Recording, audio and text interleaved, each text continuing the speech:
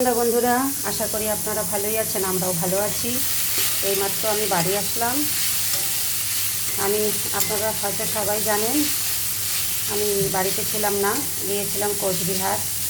আমার ছেলের শ্বশুরবাড়ি গেছিলাম, পুজো ছিল। তো এইমাত্রই আসলাম।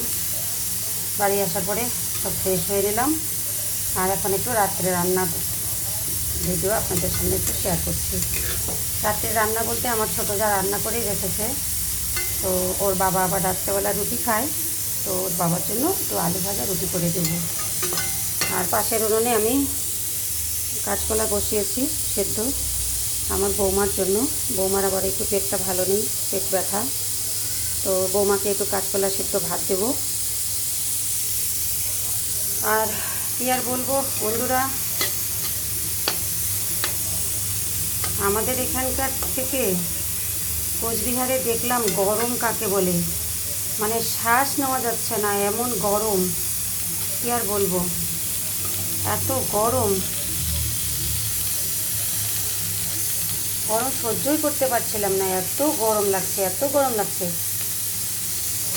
আর বলতেও ভালো লাগে না ওদের সামনে যে এত গরম লাগছে কেন। কিন্তু ওরা ভাববে হয়তো যে আমাদের গরম লাগছে না, ওদেরই গরম লাগছে।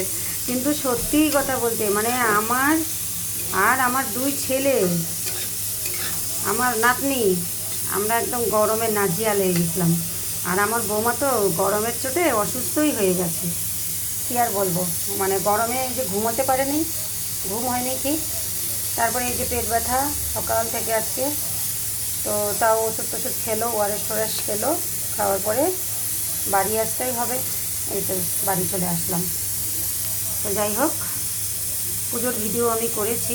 পুজোর ভিডিও আমি ভালো করে শেয়ার করিনি, তো যা দিয়েছি শর্ট ভিডিও দিয়েছি। একটা বড় ভিডিও দিব পুজোর ভিডিওটা। পুজো খুব সুন্দরভাবে হয়েছে। মায়ের পুজো হলো, এত সুন্দর পুজো হয়েছে। আর আমরা সবাই মিলে খুব সুন্দরভাবে পুজো, মাকে আনতে গেছিলাম যেখানে ঠাকুর বানাতে দিয়েছিল, ওখানে আমরা 4-5টা গাড়ি নিয়ে গেছিলাম। সব বাচ্চা কাচ্চা সবাই মিলে গেছিলো, খুব মজা হয়েছিল। তো সেই ভিডিওগুলো আমি পরে দেব। তারপরে তো আজকে রাত্রে এই যে আলু ভাজার রেসিপি একটা ভিডিও শেয়ার করলাম। আলু ভাজাটা কী দিয়েছি, 1/2 চামচ কালো জিরে ফোড়ন দিয়েছি। আর এই আলুগুলোকে এরকম কুচি কুচি করে কেটে নিয়ে দিয়েছি।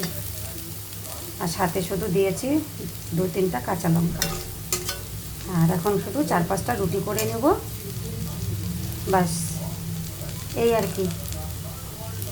তো আজকের মতো এটাই, আবার দেখা হচ্ছে কালকে। আর আজকে অনেক কাজ আছে।